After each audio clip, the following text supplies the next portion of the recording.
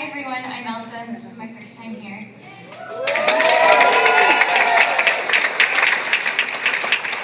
So, as a first-generation American, my parents were pretty intent on me learning how to speak both English and their Indian native language, Malayalam. Unfortunately for me, it was really difficult for me to separate the two, especially in school. I remember in the first grade, I answered my teacher, Miss Sanders, in Malayalam, and the entire class just laughed at me. And I was so embarrassed, and so I promised myself that from that day on, I was going to try as hard as I could to be as normal and blend in as much as possible, or at that time in Louisville, as white as possible. So, how is a little Indian kid going to do this? And so I thought to myself, there's two ways to think about this. The first is, how do I not be Indian? And as you all probably know, Indian kids are good at two things: math and quick recall. And, I have to admit, I was pretty stellar at math. That was one of those things I could hide away from the other kids and not really broadcast to the world. But with quick recall, I was abysmal. I mean, I honestly think I was picked every year as the token Indian kid, hoping that one day I would just decide to drop these Indian knowledge bombs and just kill the competition. But I never did, because while these other kids were memorizing dorky facts like Athena is the Greek goddess of agriculture and handcrafts, I was playing with my Tamagotchi. So, I was shaming not just my parents, but just all Indian parents everywhere. Because I was a bench warmer for quick recall. Ironically, though, I wasn't a bench warmer when it came to sports, which was my second way of sort of tackling this problem. How do I pull off being an American? And the answer was simple: be an athlete. And that was easy for me. I was short, obviously not much has changed.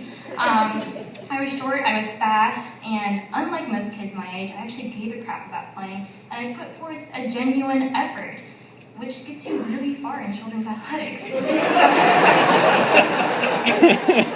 So it all came down to these tryouts for field hockey in the 4th grade, and it was a big deal because we were playing with the 5th graders for the first time, and it was the first time field hockey was being played at our school, and I thought, yes, this is my chance to finally prove to everyone that I'm normal and I'm good at something.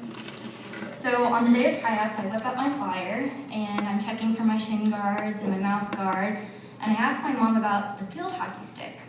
And she pops open the trunk and hands me this 5-foot-tall, plastic, electric, purple thing.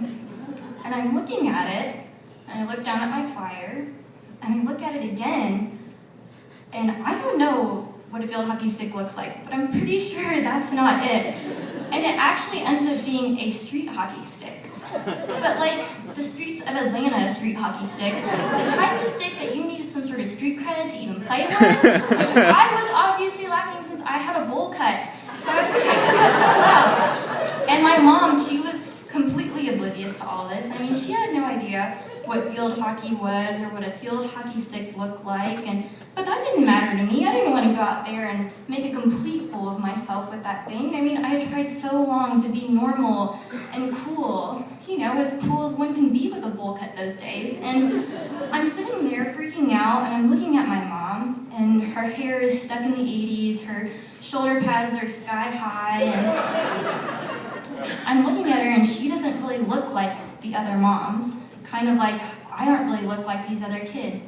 And all of a sudden it hits me, we're gonna go home that night, and she was going to make us chicken curry and rice, not spaghetti and meatballs. And I was probably gonna watch Where in the World is Carmen Sandiego, not Rugrats, because we're Indians, and that's what Indians do. I'm having this internal kumbaya moment, and all of a sudden the whistle blows, and I look at my mom, I look at the stick, and I just think to myself, I gotta do this. So I pick up the stick, I storm the field, and guess what? I kick ass with that street hockey stick. I'm schooling suckers left and right with this thing. I'm having the time of my life. I'm not thinking about who I need to be or what I need to be doing or how I need to act. I'm just having a good time. And, at the time, it really felt like I was taking sides, like I was picking my mom and picking my culture. But in reality, I was just reclaiming a part of me that had sort of always been there.